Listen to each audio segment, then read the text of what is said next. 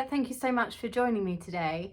So I'm on a mission basically to live my best life.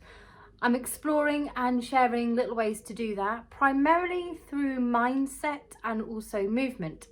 Today I'm going to be chatting with you about one of my all-time passions, Pilates. So if, like a lot of people, you've heard of Pilates but you don't quite get it or you're not quite sure, then let's have a little chat. I'm going to explain basically what it is, its origins and the benefits that it could bring to your life. So let's start at the beginning, shall we? What is it? Or I should say, who is it? Because actually Pilates is a movement method and it's named after the guy who invented it, Joseph Pilates. Pilates was born in Germany in 1880. He was actually quite a sickly child and he became super driven to become basically as healthy and as strong as he could. And spoiler alert, he did. He took up a variety of sports as he was growing up, including bodybuilding, skiing, diving, gymnastics. He even became a professional boxer. He became so healthy and strong and basically absolutely ripped, he became quite well known for posing for anatomical drawings. He was also really keenly interested in other complementary things like meditation, martial arts, Tai Chi, and notably breathwork, which became a really fundamental component of Pilates. In World War I, he became a prisoner of war. In the camp where he was being held, he used his time there to develop this into a more structured movement method. He called it contrology, so like the art of control. And I love this little snippet, right? While he was there, he rehabilitated and trained the soldiers that were there with him.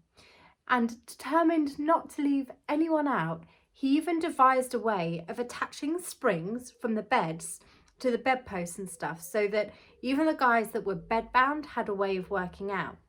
This was the basis of the Pilates reformer, which is a big bit of equipment with springs and a bed that slides, essentially, and it's still really widely used today. Anyway, once all that was over, him and his wife Clara moved to New York, where they opened this bougie little studio where they could teach this new conditioning method. He made lots of connections during his time in New York, and he worked alongside some really notable dance pioneers. Now, as an ex-dancer, I totally nerd out on this stuff. He worked with Martha Graham and Rudolph Laban, just to name drop a couple of big ones there.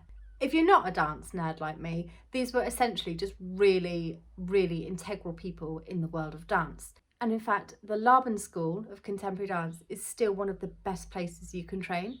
Anyway, from there on in, him and Clara basically killed it. They were teaching athletes, ballet dancers, celebrities, actors, all the high flyers of New York would come to them to be trained.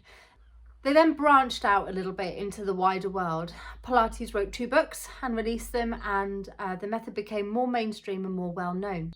Anyway, back to what it actually is. Pilates is a method. It's about functional movement, essentially training your whole body to work at its optimum. There's a real focus on using those deep core muscles to build strength, stability, and good posture.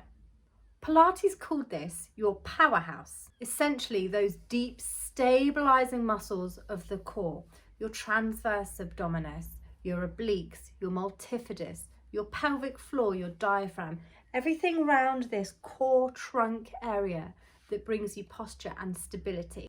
Pilates exercises also work on strength, mobility of the joints, flexibility, balance, and coordination.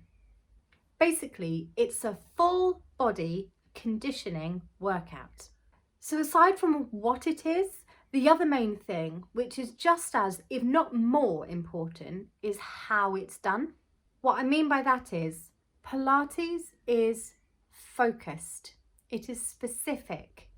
Quite often, a movement, if you were just to observe someone doing it, would appear a really small movement, possibly insignificant, and look really easy. But it can be extremely effective when you're focused in on the application of it.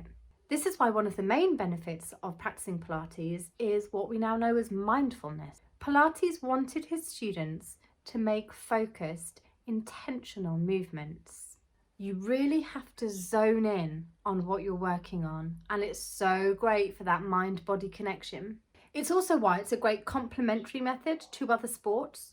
You can get the freedom and the cardio from other things. So go to the gym, throw a few weights around, go for a run, dance around, whatever, do your other sports, and then come back to Pilates as kind of the yin to the yang.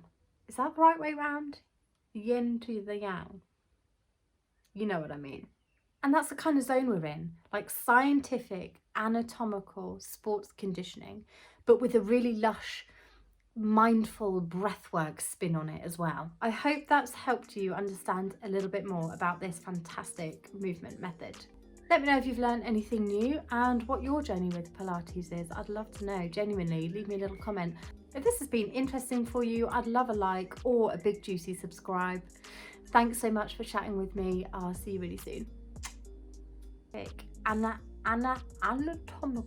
Anatomical.